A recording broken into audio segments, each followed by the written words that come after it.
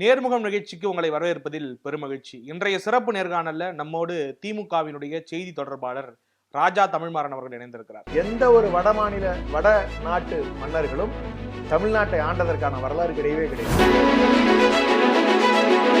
3 முறை இந்தியாவில் ஆட்சி புரிஞ்சது வடநாட்டினுடைய வாக்குகளை நம்பித்தானே ஒழிய தமிழ்நாட்டில் தொடர்ந்து இந்த 3 முறையும் நட்டுக்கிட்டு தான் போகுது. முருகனுக்கு செம்மறிக்கடா வெற்ற பழக்கம் இருக்கா இல்லையா? இதுக்கு எனக்கு பதில் தமிழ்நாட்டில் இருக்கக்கூடிய அரசியல் இஸ்லாமியருக்கும் தமிழருக்கும் உண்டான பகை உணர்வு அரசியல் இங்க கிடையவே கிடையாது. தமிழ்நாட்டு மக்களையும் நீங்க பாரதிய ஜனதாவையும் நீங்க எடுத்து வச்சு பாத்தீங்கன்னா தண்ணியும் எண்ணெயும் மாதிரிதான்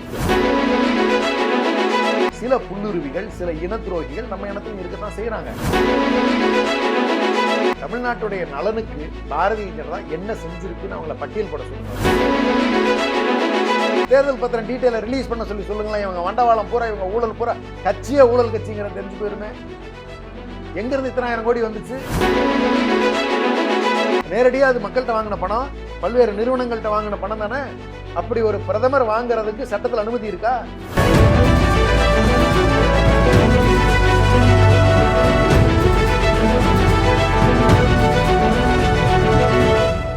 இது சர்க்கரையை கட்டுப்படுத்தும், சர்க்கரையினால ஏற்படும் பாதிப்புகளை தடுக்கும், உடல் ஆரோக்கியத்தை மேம்படுத்தும். டயா பூஸ்டர் சரியே. அனைத்து மருந்து கடைகளிலும் கிடைக்கும். நேர்முகம் நிகழ்ச்சிக்கு உங்களை வரவேற்பதில் மகிழ்ச்சி சார். வணக்கம். வணக்கம் வணக்கம்.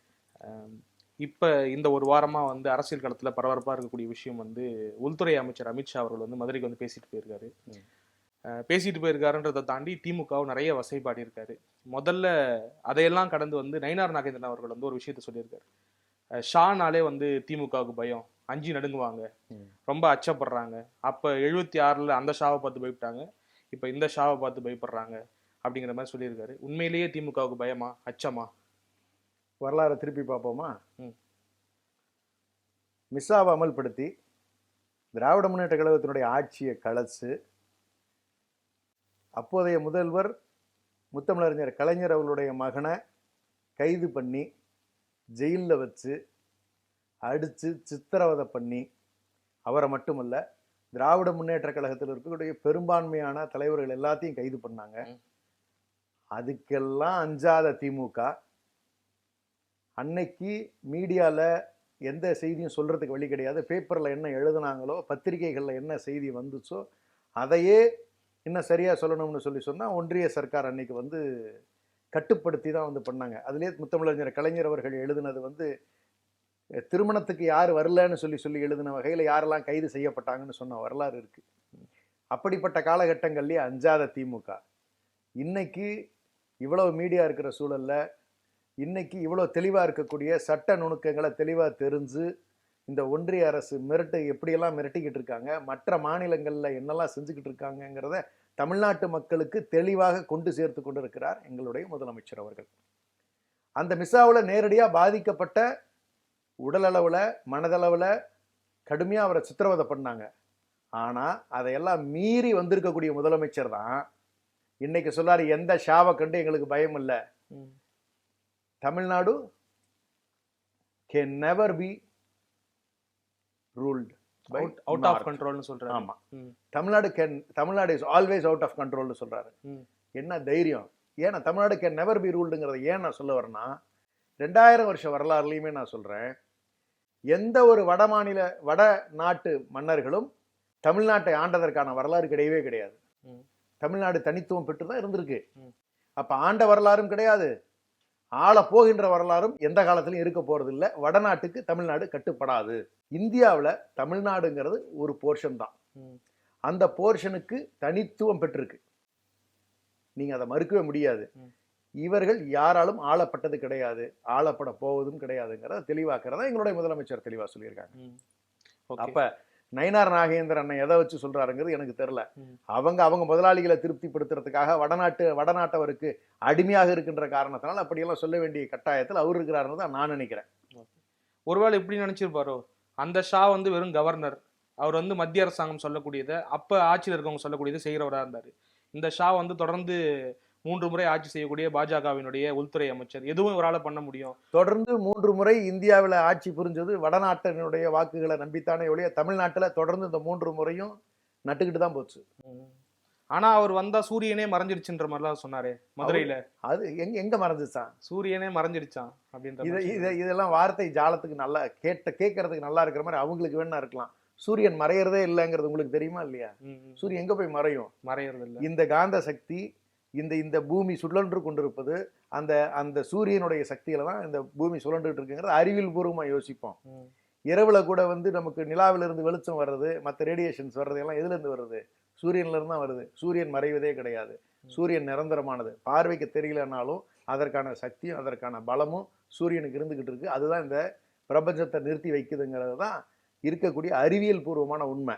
சூரியன் இல்லாம இந்த சோலார் சிஸ்டம் cannot survive.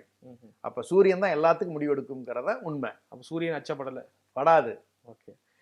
அடுத்து என்ன ஒரு முக்கியமான குற்றச்சாட்டு வைக்கிறாருனாக்கா, திமுக வந்து தென் மாவட்டங்கள்ல ஒரு பிளவுவாத அரசியலை பண்றதுக்கு முயற்சிக்குது, சாதியத்தையும் மதத்தையும் முன் வச்சு ஒரு அரசியலை மேற்கொள்றாங்க அப்படிங்கிற மாதிரி ஒரு கடுமையான குற்றச்சாட்டு வைக்கிறாரு. இன்னும் ஒரு படி மேல போயிட்டு திமுகவுக்கு என்ன துணிச்சல், திருப்பரங்குன்ற மலையை சிக்கந்தர் மலையாக்குறதுக்கு பாக்குறீங்களா, உங்களுக்கு எவ்வளவு தைரியம் அப்படின்னு கேட்டிருக்காரு மதுரைக்கு வந்து. அது சிக்கந்தர் மலையா இருந்தா என்ன, முருகன் மலையா இருந்தா என்ன, ரெண்டுக்கு இப்ப உங்களுக்கு இருக்கிற ஒரே பிரச்சனை கடா வெட்டக்கூடாதுங்கிறது. அதான உண்மை. கடா வெட்டுற இஸ்லாமியர் அங்க போய் கடா வெட்டுறதை நாங்க ஏத்துக்க மாட்டோம், எங்க கோயில் முருகன் கோயில் அப்படின்னு சொல்றாங்க. நான் என்ன சொல்றேன், இலக்கியங்கள்ல நீங்க வந்து இருக்கலே தொன்மையான இலக்கியங்கள் அகநானூறு புறநானூறு தான் நமக்கு இருக்கு. புறநானூறுலயும் அகநானூறுலயும் முருகனுக்கு செம்மறி கடா வெட்டி படைக்கிற வரலாறு நமக்கு இருக்குதானே? இருக்கலே தொன்மையான வரலாறு அதுதானே? அதை ஒரு இஸ்லாமியர் செய்யும்போது எனக்கு என்ன பாதிப்பு வந்துட போகுது? உண்மையான தமிழன் யாருமே இதுக்கெல்லாம் சலசலப்போ இல்லை இதற்கெல்லாம் ஒரு மனசுல ஒரு வருத்தமும் எடுத்துக்கவே மாட்டாங்க. இவர்கள் தான் அந்த பிரிவினைக்கான முயற்சி எடுக்கிறாங்க. அது தமிழ்நாட்டில் நடக்க போறதுங்கிறது கிடையவே கிடையாது. ஏன்னா தொன்மை நாகரீகப்படி நாமும் இஸ்லாமியரும் நெருங்கி பழகக்கூடியவர்கள், வர்த்தக ரீதியா கடுமையான உறவுகளில் இருக்கக்கூடியவர்கள். நமக்கும் இஸ்லாமியருக்கும் எந்த காலத்திலும் பிரிவினை இவர்கள் எதிர்பார்ப்பது போல் வரப்போவது கிடையவே கிடையாது. அவங்க கடா வெட்டி சாப்பிட்றாங்க, அவங்க ஹலால் பண்ணிட்டு கடா வெட்டுறோம்னு சொல்றாங்க, நம்மால் அப்படியே கடா வெட்டி சாப்பிட்றான். இவ்வளவுதான் வித்தியாசம். ரெண்டும் ஒண்ணு தானே. கடா வெட்டுறவன் தமிழ, கெடா வெட்டி சாப்பிடாதவன் வடநாட்டவன். பிராமின்ஸ்ல இருக்கக்கூடிய மேஜர் காலத்துல தான் அவங்க தான் இதை போதிக்கிறது. தமிழர்களுக்கு அந்த பிரச்சனையே வராது, இவங்களுக்கு இஸ்லாமியருக்கு எந்த காலத்தையும் பிரச்சனையே வராது. இவர்கள் அதற்குண்டான முயற்சி எடுக்கிறார்கள், அப்படிதான் நம்ம வச்சுக்கணும். இந்த கோயில்கள் இருக்கக்கூடிய இடங்கள் எல்லாமே கூட இன்னும் ஒருபடி மேலே போய் சொல்லணும்னா, இந்த முருகன் கோயில்களில் ஐயர்களுக்கு என்ன வேலைன்னு கேட்குற காலம் ஒரு காலத்தில் இருந்துச்சு. மீண்டும் அப்படி ஒரு சூழ்நிலை அவங்க உருவாக்கிடுவாங்க நான் நினைக்கிறேன். இப்படியே போச்சுன்னா அப்படிதான் என்னோட பார்வைக்கு தெரியுது. நீங்க முருகனுக்கு நீங்க இன்னமும் பழனி கோயிலுக்கு போனீங்கன்னா, நேர்ந்து விட்ட கோழிகளை விடுறதுக்கு முன்னாடி ஒரு சின்ன இடம் விட்டுருக்காங்கல்ல, எதுக்கு? அப்ப கோழி வெட்டுற இடம் தானே அது, பழி கொடுக்குற இடம் தானே. அதை பின்னால இவங்க மாத்திக்கிட்டாங்கன்னு தானே சொல்லணும். இப்ப எங்க வரலாறு இருக்குன்னு ஒத்துங்க. எங்க பாட்டை முப்பாட்டை எங்க குலதெய்வ கோயிலுக்கு எல்லாம் போனோம்னா எங்களுக்கு முருகன் குலதெய்வ கோயில். அப்ப அந்த கோயிலுக்குள்ளார எங்களுக்கு எரும கடா வெட்டுற பழக்கம் இருக்கு. கடா வெட்டுறதுக்கு தனியா ஒரு பக்கம் இடம் இருக்கு. எங்களுக்கு இன்னமும் வருஷத்துல இருக்கிற திருவிழாக்கு நூத்துக்கணக்கான கடா நாங்க வெட்டுறோம். நாங்க தான் முருகன் கோயிலுக்கு உரிமைதாரர், அந்த கடவுளை நாங்க வணங்குறவங்க. அப்ப அதே போல இஸ்லாமியர் வெட்டுறதுனால எந்த பாதிப்பும் வரப்போறது இல்லையே. அப்ப இவங்க அதை தடுக்க வர்றாங்க. அப்ப இவங்களுக்கு நோக்கம் என்னன்னா, வடநாட்டில் இவர்கள் செய்கின்ற வேலை மாடு வெட்டுபவர்களையும் ஆடுகளை வெட்டி கொள்பவர் அந்த இடத்துல வெஜிடேரியன் நான் வெஜிடேரியன்ல கான்ஃபிளிக்ட் ஆஃப் இன்ட்ரெஸ்ட் கொண்டு வரதுக்கான முயற்சி எடுக்கிறாங்க. தமிழ்நாட்டில் நடக்காது, வீணா கற்பனை. திருப்பரங்குன்றத்துல எந்த காலத்திலையும் சொல்றேன், திருப்பரங்குன்றம் மட்டுமல்ல தமிழ்நாட்டிலேயே நான் சொல்றேன், தமிழர்களுக்கான மரபு இருக்கக்கூடியவர்கள் அதை எதிர்க்க மாட்டார்கள். அவர்களோட இணக்கமான சூழல் தான் நமக்கு இருக்கு. அவங்களுக்கு நமக்கு எந்த பகையும் வராது. பொதுமக்களுக்கு எந்தவித அதிருப்தியுமே கிடையாது இந்த விஷயத்துல. வாய்ப்பே இல்லை, இருக்கவே இருக்காது. தமிழர்களுக்கு இருக்காதுன்னு சொல்றேன். அவங்களும் தமிழர்கள் தானே போராடினவங்க, அந்த களத்துக்கு வந்து போராடினவங்கலாம். எந்த களத்துக்கு? அதான் அறியாமையை சிலர் மனதில் புகுத்தி ஒரு ஒரு பிரிவினைவாதத்தை உருவாக்குவதற்கான முயற்சி அது காலகாலமா இருக்கிறது தானே. 100% ஏற்புங்கிறது எந்த சமுதாயத்திலுமே ஒரு விஷயத்துக்கு கிடையாது இல்ல. ஒரு 5% 10% நேரடி எதிர்ப்புகள் இருக்கக்கூடியதற்கு தான் செய்யறாங்க. சிலர் டபுள் மைண்ட்ல இருப்பாங்க. ஆனா பெரும்பான்மை, நான் என்ன கேட்கிறேன்னா, நான் ஒரு ஆதார பதிவுகளோட வச்சு நான் உங்களுக்கு கேட்கிறேன், இலக்கிய பதிவுகளை வச்சுதான் நான் உங்களுக்கு கேட்கிறேன். செம்மறி கடா வெட்டுற பழக்கம் நமக்கு இருக்கா இல்லையா? நீங்க சொல்லுங்க, உங்க அனுபவத்தை நீங்க சொல்லுங்க. எந்த கோயிலுக்கு போனாலும் குலதெய்வ கோயிலுக்கு போற பழக்கம் நமக்கு இருக்கு இல்ல? இப்ப வழக்குல வந்துட்டு முருகர் கோயில்ல அந்த மாதிரியான வழிபாடு இருக்கா? கிடா வெட்டக்கூடிய வழிபாடு இருக்கா? முருகர் கோயில்ல இருக்கு இல்லங்கிறது நான் ரெண்டாவதுக்கு வர்றேன். ம். இன்னும் பின்னாடியே நான் இல்ல போகிறேன். நம்மளுடைய பாரம்பரியத்துல சிறு தெய்வங்களுக்கு நம்ம வந்து தொடர்ச்சியா ஆடு வெட்டுறது, சிறு கோழி தெய்வத்துக்கு மட்டுமல்ல, முருகனுக்கு சேயோன்னு நம்ம சொல்றோம். வெட்டுறது. ம், ம், வரலாறுல கொற்றவை தான் முதல் தாய் வழிபாடு. ம். அதுக்கு பிறகு சேயோன்னு சொல்றோம். சேயோன் தான் முருகனா பின்னால் நம்ம ஏத்துக்கிறோம். முருகனுக்கு செம்மறி கடா வெட்டுற பழக்கம் இருக்கா இல்லையா? இதுக்கு எனக்கு பதில் சொல்லுங்க. ம், ம், உங்க தாத்தாட்ட நீங்க கேளுங்க. ம். தாத்தா, இப்ப நான் இன்னும் நல்லா நினைவுல வச்சிருக்கேன். நான் சின்ன பையனா இருக்கும் பொழுது நான் கிராமத்துக்கு போயிருக்கேன். எங்களுது ஒரு குடிசை வீடு. ம். அந்த குடிசை வீட்டுல இருந்து நாங்கள் குலதெய்வ கோயிலுக்கு போவோம். இருந்தது நான் 3 வகையான கடவுள்களை தான் நான் வந்து நம்பிக்கைக்குரியவர்களா எங்க தாத்தா வச்சிருந்த நம்பிக்கையில நான் பார்த்திருக்கேன். ஒண்ணு பழனி முருகன் கோயிலுக்கு போவோம். அதை விட்டா எங்க ஊர்ல இருக்க அம்மன் கோயிலுக்கு போவோம். அதை விட்டா எங்க குலதெய்வ முருகன் கோயிலுக்கு போவோம். 3 இடத்துக்கு நான் கடா வெட்டி இருக்குமே. ம். இதுக்கு என்ன சொல்ல வரீங்க? ம். இப்ப நீங்க எல்லாருமே குற்றம் சாட்டுற மாதிரி வட இந்தியாவுல ராமர், இப்ப ஒடிசா மாதிரியான இடங்கள்ல ஜெகநாத் கோயில். அப்ப இங்க தமிழர்கள்கிட்ட வந்து அதிகமான ஒரு அபிமானம் பெற்றிருக்கக்கூடிய கடவுள், அதாவது நிறைய பேரால வழிபடக்கூடிய ஒரு கடவுளா முருகன் இருக்கிறதால அதை அரசியல் ஆதாயத்துக்காக கையில் எடுக்கிறாங்க அப்படிங்கிற பொருளுக்கு வரீங்களா? இந்தியாங்கிறது பல மாநிலங்கள், பல்வேறு நாகரிகங்களினுடைய கூட்டமைப்பு தான். ம். ஒவ்வொரு மாநிலத்துக்கும் ஒவ்வொரு வகையான வழிபாட்டு நம்பிக்கைகள் இருக்கு. ம். இந்தியாங்கிறது ஒரு காலத்தின் கட்டாயத்தினால் உருவாக்கப்பட்ட ஒரு கூட்டமைப்பு ஆட்சி. ம். ஒவ்வொரு மாநிலத்துக்கு தனித்தன்மை இருக்கு. இதை தான் கலைக்காதீங்க, இதை தான் டிஸ்டர்ப் பண்ணாதீங்கிறோம். ம். இதை தான் ஒன்றிய அரசு செஞ்சுக்கிட்டே வருது. எங்க இருந்து அப்புறம் ஒன் இந்தியா வரும்? ம். எந்த காலத்துலையும் வர்றதுக்கு வாய்ப்பு இல்லைங்கிறது இது பெஸ்ட் எக்ஸாம்பிள். நீங்களே சொல்லிட்டீங்க. பூரி ஜெகநாத் அவங்களுடைய நம்பிக்கை வேறையா இருக்கு. ராமர் கோயில் அவங்களோட நம்பிக்கை வேறையா இருக்கு. தமிழோட நம்பிக்கை வேறையா இருக்கு. அப்ப எல்லா இடங்களுக்கு நீங்க என்ன வந்து நீங்க வெஸ்ட் பெங்கால் போயிட்டீங்கன்னா மாகாளி, ம். காளி தான் பிரதானம். ம். அப்படி ஒவ்வொரு மாநிலத்தினுடைய தன்மையும் மாறுபட்டு கொண்டுதான் இருக்கிறது. ஒவ்வொரு இடங்கள்லையும் இவர்கள் எடுக்கக்கூடிய முயற்சி என்னன்னு கேட்டீங்கன்னா, எங்கெல்லாம் வந்து பூர்வ குடிகள் இருக்கிறாங்களோ அவங்கெல்லாம் இவங்க சொல்ற பிரச்சனை எடுபடாது. ம். ம். இங்க முருகனை வச்சு அரசியல் பண்ணணும்னு நினைச்சாங்கன்னா ஆகாது. ம். காளியை வச்சு வெஸ்ட் பெங்கால்ல போய் அரசியல் பண்ணணும்னு நினைச்சாங்கன்னா ஆகாது. எங்கெல்லாம் வந்து இப்போ மற்ற நாடுகள்ல இருந்து நம்மளுடைய நாட்டுக்குள்ளார இன்னும் சரியா சொல்லணும்னு சொன்னா ஆரியர்களாகவோ அல்லது பார்சிகளாகவோ அல்லது இப்போ இன்னும் மற்ற நாடுகள்ல இருந்து முகல்ஸாகவோ ஆக்கிரமிப்புக்கு வந்திருக்கக்கூடியவர்கள் கலந்த இடங்கள்ல தான் இவர்களுடைய விஷயங்கள் எடுபடும். அங்கதான் இந்த பிரிவினைக்கான வாய்ப்பு ஏற்படுது. இஸ்லாமியருக்கும் இவர்களுக்கும் உண்டான பகை உணர்வு அதிகப்படுத்தினா வடநாட்டினுடைய வரலாறு தன்மை வேற. வடநாட்டினுடைய வரலாறு தன்மை சில காலம் முகலாயர் ஆண்டிருப்பான். அவன் முகலாயர்களை பொறுத்த வரைக்கும் அவனுக்கு வேற வருமானம் கிடையாது. ஸோ நாடுகளை கைப்பற்றி அந்த செல்வ வளங்களை எடுத்து வாழ்ந்த வரலாறு தான் வடநாட்டில் இருக்கக்கூடிய முகலாயர்களுக்கு இருந்தது. பார்சிஸா இருந்து மிடில் ஈஸ்ட்ல இருந்து ஆக்கிரமிப்புக்கு வந்தவங்க தான் அவங்க. அவங்களுக்கு அதை விட்டா வேற ஒன்றும் தெரியாது. அப்ப இவன் திரும்ப ஆட்சியை மீண்டும் ரஜபுத் ஆகட்டும் இல்லை எங்க இருக்கக்கூடிய மன்னர்களை மீண்டும் அவர்களை துரத்தி விட்ட பிறகு இவர்கள் ஒரு காலம் குறிப்பிட்ட காலம் ஆட்சி புரிவார்கள். மறுபடியும் திரும்ப அவன் வருவான். இப்படி வந்து தொடர்ந்து மாறி அவர்களுக்கு உண்டான பகை உணர்வு வட மாநிலங்களில் அதிகமாக இருக்கிறது. அந்த பகை உணர்வு ரத்தத்தில் இருக்கக்கூடியது போகாது. அங்கித்த அரசியல் வேற. தமிழ்நாட்டில் இருக்கக்கூடிய அரசியல் இஸ்லாமியருக்கும் தமிழருக்கும் உண்டான பகை உணர்வு அரசியல் இங்க கிடையவே கிடையாதுங்க. யாது ஊரை யாவரும் கேளிருங்கிற ஒரு பண்பட்ட நாகரிகம் இருக்கிற ஊரு. இங்க இஸ்லாமியரும் வந்து வாழலாம், கிறிஸ்துவரும் வந்து வாழலாம், நீங்க வந்து இன்னும் பிராமணரும் வந்து வாழலாம், எந்த சமூக ஜெயின்ஸும் வந்து இருக்கலாம். இணக்கமாக இந்த சமூகம் எல்லோரையும் ஏற்றுக்கொள்ளும். இதை வைத்து பிரிவினை செய்யக்கூடிய வாய்ப்பினை எந்த சூழ்நிலையிலும் இங்க இருக்கக்கூடிய மக்கள் அனுமதித்த வரலாறு கடந்த காலத்திலும் இல்லை, எதிர்காலத்திலும் இருக்க போவதில்லை. இது அவர்களுடைய அரசியல் அறியாமையை காட்டுகிறதுன்னு தான் நான் பாக்குறேன். நீங்க சொன்ன புள்ளியில இருந்தே கேட்கறேன், இப்படியான ஒரு அரசியலை மேற்கொண்டுதான் இந்தியா முழுக்க பண்ணிருக்காங்கன்னு நீங்க சொல்ல வரீங்க. ஆட்சியை பிடிச்சிருக்காங்க நிறைய மாநிலங்கள்ல. சவுத் இந்தியாவிலையும் நிறைய இடத்துல கால் பதிச்சிட்டாங்க. ஏற்கனவே கர்நாடகாவில் ஸ்ட்ராங் ஹோல்டு இருக்கு அவங்களுக்கு, கேரளாவில் ஒரு எம்பி சீட் எடுக்கிறாங்க, தெலுங்கானாவில் ஒரு கணிசமான சீட் எடுக்கிறாங்க. அப்படின்னும் பொழுது ஆந்திராவில் கூட்டணி ஆச்சு. இப்போ அடுத்த டார்கெட் வந்து அவங்களுக்கு தமிழ்நாடு தானா? ஏன்னா இங்க வந்துட்டு அமித்ஷா வைக்கக்கூடிய அந்த ஆரம்பிக்கும் போதே சொல்றாரு கள்ளழகரை தொழுது அப்படின்னு சொல்லிட்டு அந்த மதுரை மண் சம்பந்தப்பட்ட அந்த தெய்வங்களை குறிப்பிட்டு அந்த ஆன்மீகத்தை இங்க ஆன்மீகத்துக்கான வரவேற்பு இருக்குன்னு நம்புறாரா? அவரு ஆழமா நம்புறாரா? அவர் மதுரை பாண்டி முனியை மறந்துட்டாரு. ரைட்டா? மீனாட்சி சொன்னாப்புல, கள்ளழகரை சொன்னாப்புல, 2-3 தெய்வம். நீங்க மதுரை மீனாட்சியும் சேர்த்து தான் நான் சொல்றேன். நானு இவர்கள் யாரும் வடநாட்டவரை அனுமதித்தது கிடையாது தன்னை ஆள்வதற்கு. அதை ஒத்துக்கிறாரா? நீங்க வரலாறு, நீங்க மதுரை பாண்டியர்கள் வரலாறு நீங்க எடுத்து பாருங்க. வடநாட்டவரை அனுமதித்தவர் கிடையாது. நீங்க அங்க இருக்கக்கூடிய நம்முடைய வேல்நாச்சியாரை மறந்துட்டாங்களா? நீங்க அவர்களுடைய மண்ணினுடைய தன்மையை தவறாக புரிந்து கொண்டிருக்கிறார்கள். ஒரு தவறான ஒரு முயற்சியை செய்து கொண்டிருக்கிறார்கள். வருகின்ற 2026 தேர்தல் அவர்களுக்கு தெளிவான நம்ம மக்களினுடைய தமிழ்நாட்டினுடைய மனநிலை பிரதிபலிக்கக்கூடிய தேர்தலாக, தமிழர்களுடைய வாழ்வியலில் அவர்கள் விளையாடவே முடியாதுங்கிறத காட்டக்கூடிய தேர்தலா அது இருக்கும்னு தான் நான் நம்புறேன். ஆனா அவர் என்ன குறிப்பிடுறாருனாக்கா 2026 இந்த அமித்ஷாவால தோக்கடிக்க முடியாது, ஆனா மக்கள் தோக்கடிப்பாங்க, தமிழ்நாட்டு மக்கள் நிச்சயமா தோக்கடிப்பாங்க அப்படின்ற புள்ளிங்க நகர்றாரு. சும்மா சொல்லிக்க வேண்டியதுதான், அதெல்லாம் ஒன்றும் ஆக போறது இல்லை. தமிழ்நாட்டு மக்கள் தெளிவா இருக்காங்க. நான் எத்தனை ஒப்பீனியன் போல் பார்க்குறேன், நான் எவ்வளோ பேரை பப்ளிக்ல சந்திக்கிறேன். நீங்க அத்தனை விஷயங்களையும் நான் பார்க்கும்போது ரொம்ப தெளிவா வந்து பிஜேபிக்கு இங்க வேலை இல்லைங்கிறது அவங்களுக்கு தெரியும், தெளிவா தெரியும். நீங்க தமிழ்நாட்டையும் தமிழ்நாட்டு மக்களையும் நீங்க பாரதிய ஜனதாவையும் நீங்க எடுத்து வச்சு பார்த்தீங்கன்னா தண்ணியும் எண்ணெயும் மாதிரி தான் நிற்கும். ரெண்டும் கலக்குமானா கலக்கவே கலக்காது, தனித்தனியாக தான் நிற்கும். ஏன்னா நம்மளை ராவண வம்சம்னு அவனே பகையில தான் வச்சிருக்கான்.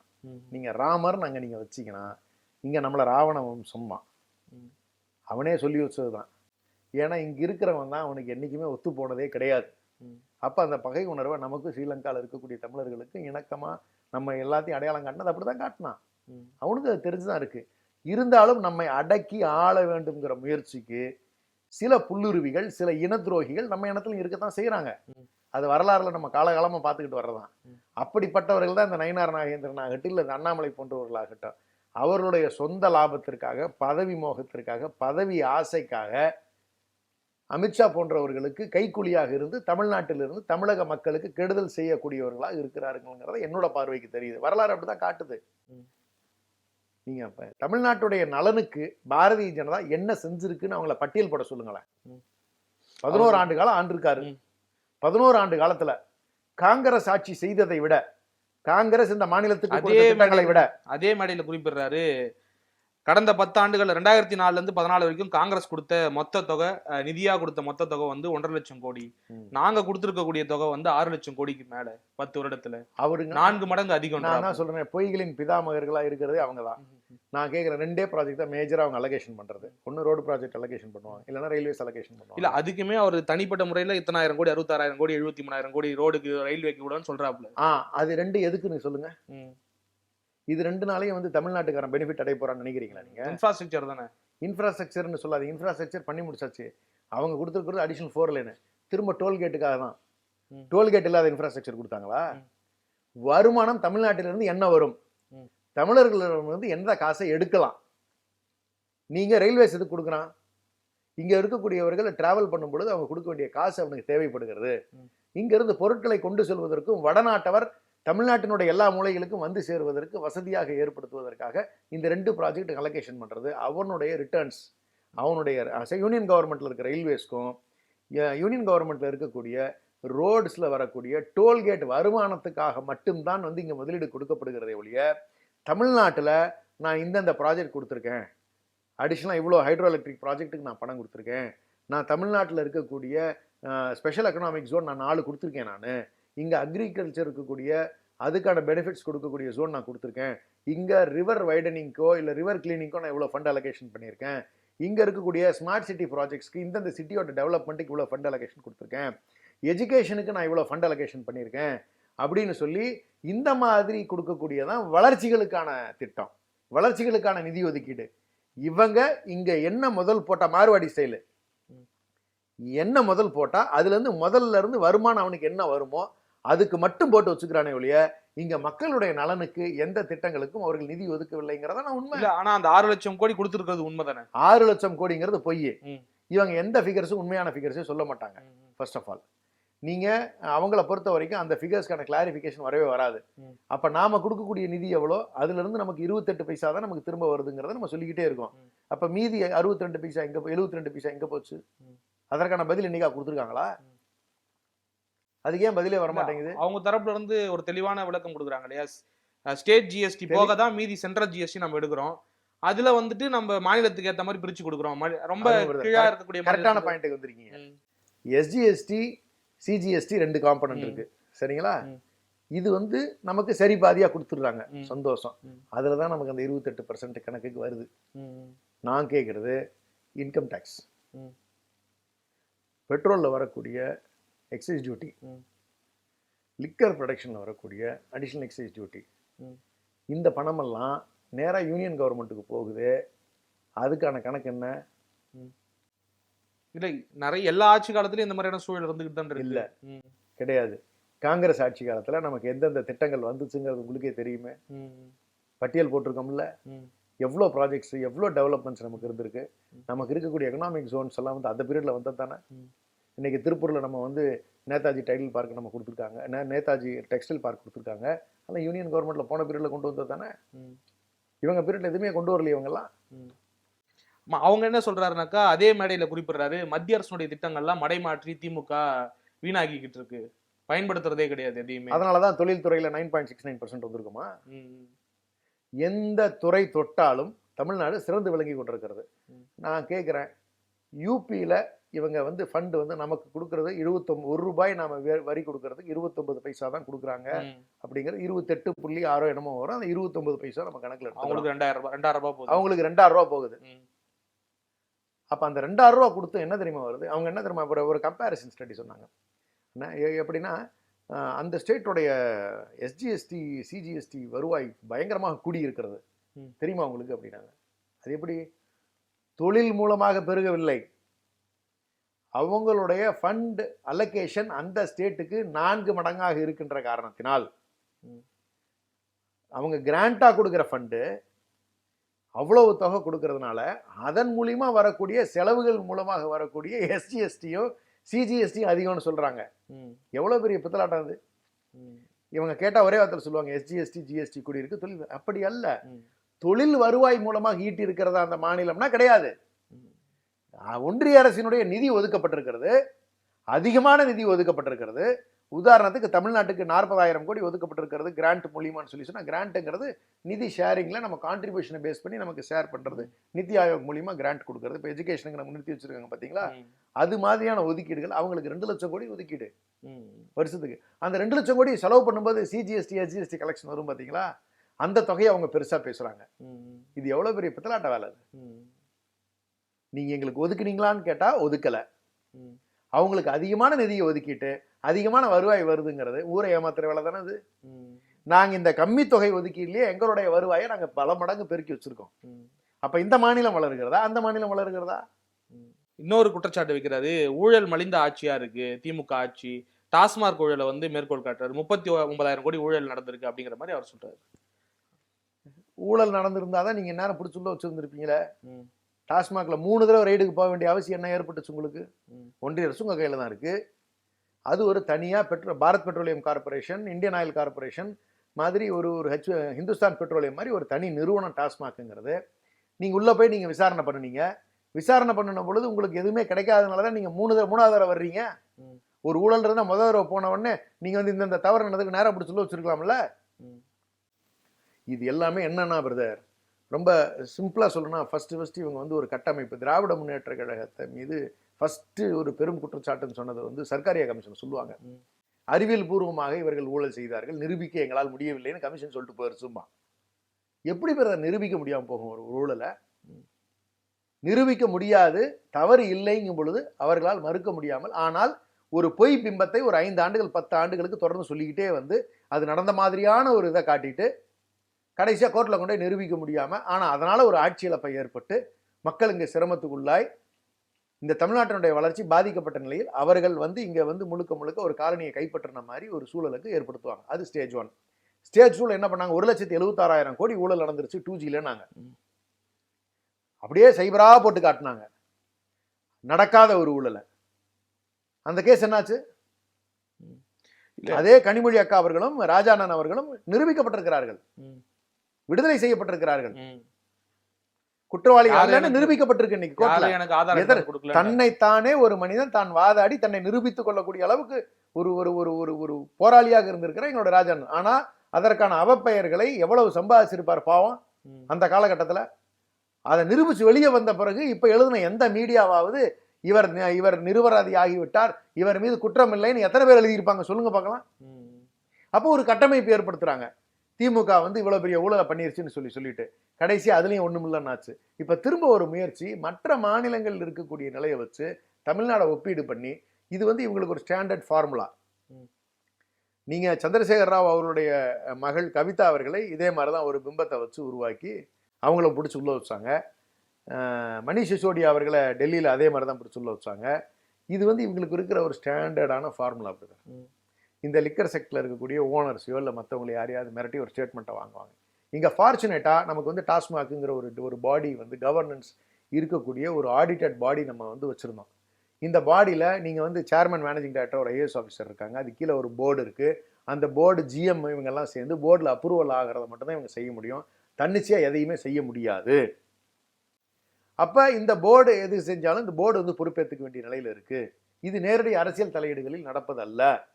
ஆனா அதுல சில முறைகேடுகள் நடந்திருப்பதா உறுதிப்படுத்தப்பட்டது. உறுதிப்படுத்தப்பட்டதுங்கிறது இல்லவே இல்லை. இது வரைக்கும் கேஸு வழக்கு இது மாதிரி இவ்வளவு பணம் பிடிச்சிருக்கோம் சார். சார் ஒரு பண பரிமாற்றத்துல ஒரு அடிப்படை தேவை என்ன? இவ்வளவு ஊழல் நடந்திருக்கு, இவ்வளவு பணத்தை நாங்கள் இவ்வளவு இங்க இருந்து எடுத்தோம், இந்த பணம் இங்கெங்கு முதலீடு செய்யப்பட்டிருக்கிறது அப்படின்னு அந்த கோர்வை வரணும்ல. ஏதாவது இருக்கா? இவ்வளவு பணம் எடுத்தோம்னு சொல்லியிருக்காங்களா? இந்த பணம் எல்லாம் இந்த இதுல எடுக்கப்பட்ட பணங்கள்லாம் இங்க முதலீடு செய்யப்பட்டிருக்குன்னு சொல்லியிருக்காங்களா? அதுதான் ஆதாரம். 19 உங்களை பத்தி ஒரு பொய் குற்றச்சாட்டுகளை வச்சு நீங்க மிரட்டி அதிகாரிகள்கிட்ட ஸ்டேட்மெண்ட் வாங்க முயற்சி பண்ணுனீங்கிறத உண்மை. சரி, அரசியல் ரீதியா இந்த மாதிரியான அழுத்தங்கள் இருக்கும், நிறைய அரசியல் கட்சிகளுக்கு இருக்கும், அதெல்லாம் பாத்துக்கிட்டு இருக்கோம். ஆனா நீங்க சொன்ன மாதிரி மக்கள் மத்தியில என்ன மாதிரியான பேசுபொருளா இது மாறும், என்ன மாதிரியான ஒரு பிம்பம் உருவாகும் அப்படிங்கிறது மக்கள்லாம் ரொம்ப தெளிவா இருக்காங்க. இவங்களுடைய டிராமா எல்லாத்துக்கும். ஏன்னா இது முதல்ல ஒரு விஷயமா கிடையாது. ஏற்கனவே 2-3 அமைச்சர்கள் மேல இந்த மாதிரியான தொடர்ந்து இடி ரைடுகள் நடந்தது. அவர்கள் மேல வந்து வழக்கு தொடுத்து சில காலம் வந்துட்டு சிறையில் அடைக்கப்பட்டாங்க. இப்படியான சூழல் தொடர்ச்சியா இருக்கிறத மக்கள் எப்படி பார்ப்பாங்க? அது மற்ற மாநிலங்கள்ல நடக்கக்கூடிய நடந்துச்சு. இங்க நடந்தது வந்து நம்மளுடைய செந்தில் பாலாஜி அவர்களுக்கு, அமைச்சர் அவர்களுக்கு நடந்தது. 1.5 வருஷம் ஆச்சு. என்ன சாதிச்சிட்டாங்க? என்ன இவங்க வந்து நிரூபணம் பண்ணிருக்காங்க? ஈடியோட கன்விக்ஷன் ரேட் 5% தான். ஈடியோட கன்விக்ஷன் ரேட் 5% இல்ல, 1% தான் இருக்கு. நான் வழக்குகளோட எண்ணிக்கை நான் வச்சிருக்கேன். 5000 சில்லற கேஸ்ல இன்னும் சார்ஜ் ஷீட் ஃபைல் பண்ணாத கேஸே வந்து 5400 கேஸ், 57 கேஸ் நம்ம தான் சார்ஜ் ஷீட்டை ஃபைல் பண்ணிருக்காங்க. நீங்க அதுக்கு என்ன சொல்றீங்க? இதுவும் மற்றும் ஒரு முயற்சி அப்படிதான் பாக்குறீங்களா? மிரட்டல். நீ யார் மீதெல்லாம் வந்து இடி ரைடு நடத்தியிருக்கு நீங்க லிஸ்ட் எடுத்து பாத்தீங்களா?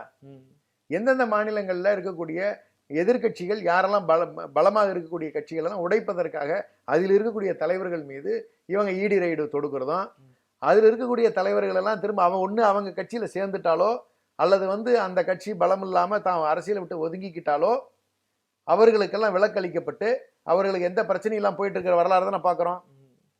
நம்ம இருக்கக்கூடிய அஜித் பவார் அவர்கள் இன்னைக்கு இருக்காங்க. அவர் துணை முதலமைச்சரா வச்சிருக்கீங்கல்ல. நீங்க குலாம் நபி ஆசாத்தை நீங்க மிரட்டுனீங்க, அவர் ஒதுங்கிக்கிட்டாரு காங்கிரஸ் கட்சியில. ரைட்டா? அப்ப அவர் மேற்கொண்டு அரசியல் பண்ண வரல, ஏன்னா இவங்க அக்கப்போர் வேணாங்கிறதுக்கு. அப்ப நீங்க அப்படி ஒண்ணு ஒதுங்கி கொள்ள வேண்டும். அப்படி இல்லைன்னு சொன்னா அவங்க கட்சியில வந்து சேர்ந்துடணும். இது ரெண்டுக்கு மட்டும் தான் நீங்க இடியை வச்சிருக்கீங்க. வேற எதுக்காவது இடி ஐடியை பயன்படுத்தியிருக்காங்களா? இல்லவே இல்லையே. நீங்க எத்தனை கோடி ரூபாய் நீங்க வந்து நீங்க விஜய் மல்லையா அன்னைக்கு ஒரு ஸ்டேட்மெண்ட் கொடுத்துருக்காருல்ல, I was ready to settle an amount of 9,000 crores. ரைட்டா? They demanded me 15,000 crores. கூடுதலாக இன்ஃபேக்ட் அந்த 9,000 crore பிரதமரே ஒத்துக்கிட்டாரு. நான் பேசினேன், ஒத்துக்கிட்டாரு. ஆனா அதுக்கப்புறம் திரும்ப 5,000 கோடி கேட்கும்போது நான் எங்க போவேன்? திரும்ப 6,000 கோடிக்கு. இல்ல, ஆனா பேங்க் அதே நீங்க ரிலையன்ஸுக்கு நீங்க என்ன பண்ணீங்க? 15,000 கோடி கொடுக்க வேண்டியதுக்கு 885 கோடி ரூபாய் மட்டும் வாங்கிட்டு நீங்க ரிலையன்ஸை விட்டுட்டீங்களான்னு கேட்கிறாரு. ஆனா பேங்க் தரப்புல இருந்து ஒரு ஸ்டேட்மெண்ட் வெளியிட்டு இருக்காங்களே, இந்த மாதிரி வட்டியோட சேர்த்து இன்னும் அவர் கொடுக்க வேண்டியது 7,000 கோடி இருக்கு அப்படிங்கிற. நீங்க காம்ப்ரமைஸ் டீட் பேசும்போது ரிலையன்ஸுக்கு வேற மாதிரி பேசுறீங்க. பாகுபாடு நீங்க வந்து ஆமா நீங்க வந்து மிரட்டுறீங்கல்ல. நீங்க இந்தியா விட்டு வெளியே போனவர்கள் பட்டியல் எடுங்க. இது வரைக்கும் தள்ளுபடி செய்யப்பட்ட பேங்க் தள்ளுபடி செய்யப்பட்ட பணம் எவ்வளோ? பாரதிய ஜனதாவினுடைய பொலிட்டிக்கல் பார்ட்டி அக்கௌண்ட்டுக்கு வந்த பணம் எவ்வளோ? யாருக்கெல்லாம் ரிலாக்ஸேஷன் கொடுத்துருக்காங்க? இவங்க தான் பாண்ட் கிரியேட் பண்ணாங்கல்ல, தேர்தல் பத்திரம் டீட்டெயில ரிலீஸ் பண்ண சொல்லுங்களேன். இவங்க வண்டவாளம் பூரா, இவங்க ஊழல் பூரா கட்சியே ஊழல் கட்சிங்கிறது தெரிஞ்சு போயிருமே. எங்க இருந்து இத்தனை 1000 கோடி வந்துச்சு? அது ரிலீஸ் ஆயிடுச்சு முன்னாடி. வந்த வரைக்குமே ரிலீஸ் ஆச்சு. அதுக்கு பழைய பீரியடு. இது கணக்குல தெரியாம வாங்கின பணம் எவ்வளோ? அக்கௌண்ட்லயே எவ்வளவு ஃப்ராடு? இன்னும் பிஎம் கேர்ஸ் ஃபண்டுக்கு வாங்க. நீங்க பிஎம் கேர் ஃபண்ட்ல நீங்க 12,000 சில்லற கோடி ரூபாய் வாங்கிட்டு 6,000 சில்லற கோடி ரூபாய் செலவு பண்ணிட்டு மீதி 6,000 கோடி உங்க அக்கௌண்ட்ல வச்சுக்கிட்டு இருக்கீங்களே. அது யார் பணம்? அது வெள்ளை அறிக்கை விட சொல்றீங்க. அது ஒரு அது ஒரு பிரைவேட். கடைசியா வந்து அரசுக்கும் அதுக்கு சம்பந்தம் இல்லைங்கிறீங்க. ஆனா பிஎம் கேர்ஸ்னு பேர் வச்சிருக்கீங்களே. பிரைம் மினிஸ்டர் கேர்ஸ் ஃபண்டாமா? அந்த பிரைம் மினிஸ்டர் கேர்ஸ் ஃபண்டுக்கு விளக்கம் கேட்க கூடாதுன்னு சொல்லி நீங்க சட்டத்தை ஏற்றி வச்சிருக்கீங்களே. அந்த பணம் எங்க போகுது? நேரடியா அது மக்கள்கிட்ட வாங்கின பணம், பல்வேறு நிறுவனங்கள்கிட்ட வாங்கின பணம் தானே. அப்படி ஒரு பிரதமர் வாங்குறதுக்கு சட்டத்தில் அனுமதி இருக்கா? கேட்டா அவருக்கு குடும்பம் இல்லை, அவருக்கு வந்து எதுவுமே கிடையாது. அப்புறம் எதுக்கு சார் 6000 கோடி அவர்கிட்ட? அது ஒரு பிரைவேட் ஃபவுண்டேஷனா நீங்க வச்சுக்கிட்டு, ஒரு ட்ரஸ்டா வச்சுக்கிட்டு. அப்ப இப்படியான சூழல்லாம் அங்க இருக்கும் போது நீங்க மாற்று கட்சியினர் மேல வந்து குற்றம் சாட்டுறத நம்ம மேல குற்றம் சாட்டுறதுக்கு அவங்களுக்கு வழி இல்லாம தடுமாறிட்டு இருக்காங்க. சிறப்பா செயல்படுகின்ற அரசா இருந்துகிட்டு இருக்கு. அவங்களுக்கு சேவை போய் பிம்பம் ஒண்ணு உருவாக்கணும். திமுக ஊழல் கட்சின்னு சொல்றதுக்கான முயற்சிகள் செய்யணும். அப்படி சொல்லி மக்களை நம்ப வைக்கிறதுக்கு சோசியல் மீடியால அவங்களுக்குன்னு ஒரு ஒரு குறிப்பிட்ட ஆட்களை, ஒரு தரமில்லாத நபர்களை சேர்த்து வச்சுக்கிட்டு அவனை திரும்ப திரும்ப பேச வைக்கணும். அதை வச்சு மக்கள்கிட்ட கொண்டு போய் சேர்த்தணும். அதை நம்புற மாதிரி ஒரு சூழல் ஏற்படும். தமிழ்நாட்டில் எடுபடாது. தமிழ்நாட்டில் இல்ல ஏன் இருக்க கேக்குறேன்னா, அதை முறியடிக்கிறதுக்கான முயற்சியை நீங்க எடுப்பீங்க ஒரு அரசியல் கட்சியா. கண்டிப்பா. அவங்க ஒண்ணு வைக்கிறாங்கனாக்கா நீங்க அதை முறியடிக்கிறதுக்கு முயற்சி பண்ணுவீங்க. இந்த மாதிரியான குற்றச்சாட்டுகள் பழைய காலகட்டத்தில், அதாவது 2011 இருக்கட்டும், அது 2G விவகாரமா இருக்கட்டும், அது பெரிய அளவுக்கு பூதாகரமா பெருசா ஆச்சு இல்லையா? அந்த மாதிரியான சூழல் இப்ப வராதுன்னு நினைக்கிறீங்களா? உறுதியா வராது, வாய்ப்பே இல்லை.